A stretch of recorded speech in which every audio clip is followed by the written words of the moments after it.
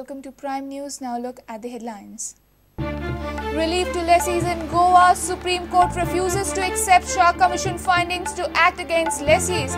CM says court has redeemed his stand.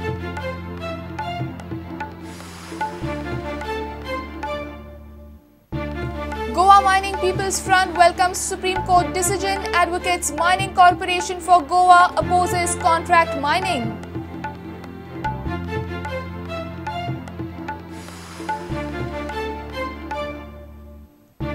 Supreme Court's order to hit 32 mining leases falling in buffer zone. Order to affect VM Sargaonkar and Kunda Gharse mines. 22 leases working, 10 non-working.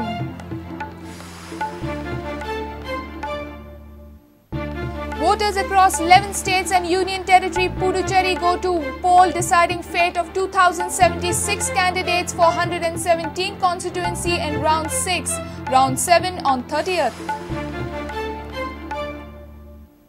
And troubled with scorching summer, Goans flock to watery destinations to beat the heat. Summer destinations still neglected.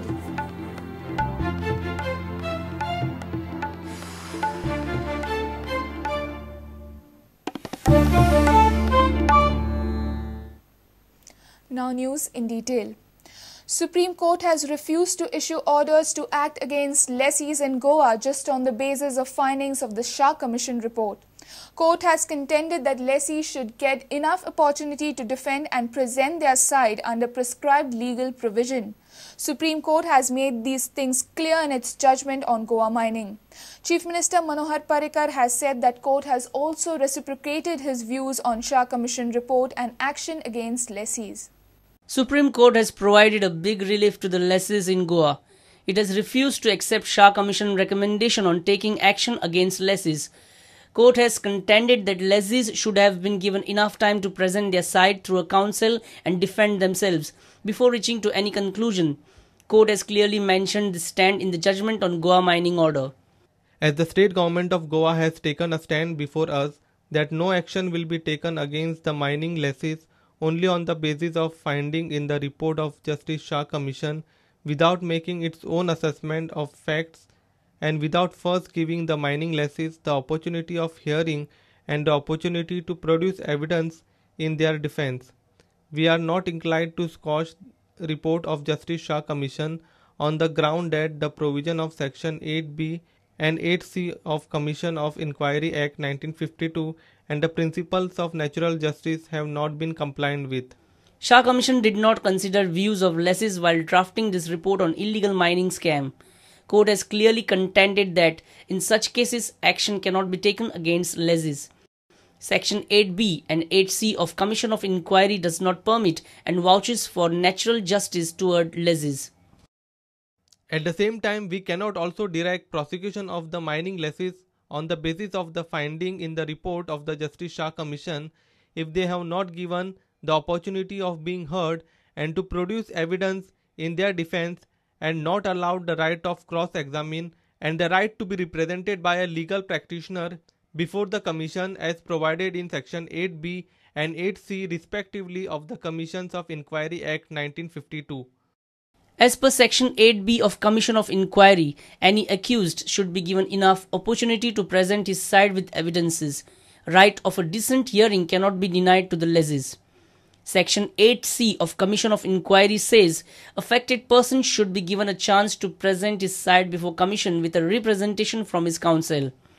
Supreme Court has refused to act against lessees just on the basis of Shah Commission findings. But court will certainly hear on legal and environmental recommendations made by Commission. CM Parrikar also feels that court has also accepted his views on giving a sound hearing to the lessees before arriving at any conclusion. Chief Minister says it is not fair to act against lessees without giving them a fair opportunity to present their side. Court has also accepted my stand. I was telling it from last 2 years. CM Parrikar-led government was under the line of fire from the last 2 years over delay in action against people responsible for illegal mining. Now, Supreme Court has given a judgment reciprocating with CM's stand, which has given him an argument alongside lessees. Bureau Report, Prudent. Goa Mining People's Front has welcomed Supreme Court's decision of lifting the ban on Goan mining, though belated. Front has strongly advocated mining corporation in Goa. They have opposed contract mining system while terming it an introduction to slave labour. Front has also urged that state and centre should end their tussle and convene a joint meeting for immediate resumption of mining operations in the state. Like Goa Mining Corporation. Yes. ती बरो suggestion आणि तो suggestion आम्ही supreme कोर्टा फुडें दवरलेलो. Goa mining labour welfare union आम्ही special advocate काढून आम्ही तो पॉइंट दवरलेलो. पब्लिक सेक्टर कॉर्पोरेशन काढात मायनिंग हांतू. Mining industry public sector corporation for excavation extraction तो म्हणल्यार एक स्पेशल फंड काडपाचो 10% काडप आणि special permanent fund cut off for intergenerational equity. The attitude of the central government, the attitude of the state government, the robust arrogance of both, holier than thou attitude, मुला तुझ्या पेक्षा भाग्यवंत हांव आणि एकदम indifferent to the whole issue. मुला हे कोणता येना. The no less than the Prime Minister of India should convene an urgent meeting. Elections are over for Goa. Political chicanery should be stopped between central and state government. Both central government, all ministries connected with mining, call a meeting of the state government. Honorable Chief Minister should be called. No, I don't think that first and foremost Narendra Modi will enter the parliament. Okay, so let us not get into getting into wagering whether he will come or not. When he says contract mining, what it means? No, it only means trying to introduce slave labor. So what he has done in Chhattisgarh, yeah, that we cannot accept. We want everything. If it is a public sector company, it should have, labor friendly kind of a yardsticks.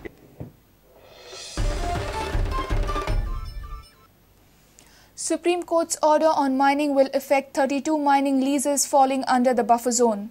As per the Supreme Court order, mining leases within 1 kilometer from wildlife sanctuaries has to be shut down immediately. The order will hit VM Sargaonkar and Kunda Gharse mines. Nearly 1,990 hectare area was under mining leases, which is now protected due to Supreme Court order. Of 32 leases falling under buffer zone, 22 are working and 10 are not working. The Supreme Court's order fixing 1 kilometer buffer zone for mining will have a permanent closure impact on 32 mining leases in Goa, coming under the eco-sensitive zone in the wildlife sanctuaries of Madai, Mole, Bondla and Netravali. In its interim order, the court has stated that there should be no mining activity within 1 kilometer from the boundaries of national parks and sanctuaries in Goa. These are the companies having working and non-working leases in the wildlife sanctuaries. Messrs. Sargaonkar brothers had 7 leases, out of which 5 working and 2 are non-working. SMT Kunda Raghuveer Gharse had 4 working mine leases. Messrs. Chaugule and Co. 2 working mine leases. NS Narvekar 2 working mine leases.